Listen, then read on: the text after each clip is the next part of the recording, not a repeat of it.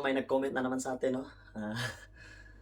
Siguro, medyo, ang saya siguro niya sa pag-comment na to kasi ang sabi niya dito is, Aho, Majide. Tapos tumawa pa siya. So, ganito pala yung technique mga lods, no? Para mapansin tayo ng ating kapwa mga content creators na nag-post din ng video dito sa Japan.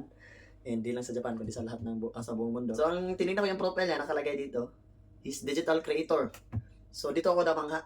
Gawa ng meron siyang nakalagay na Bible verse, Matthew chapter 9, verse 13.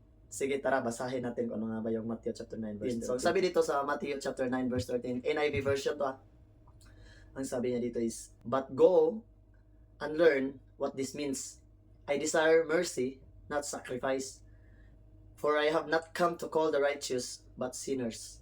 So, napakaganda pala ng Bible verse ng idol natin na ito. So, bumaba yung Panginoon dito para magkaroon ng mercy. And not sacrifice, yung walang isasakripisyo.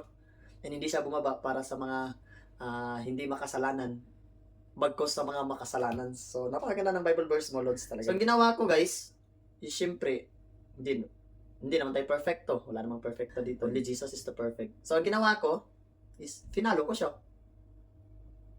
Kasi digital creator nagpo-post siya ng mga videos dito sa Facebook O hindi natin alam, baka sa YouTube din. Or sa TikTok or or Instagram. So, finalo ko siya.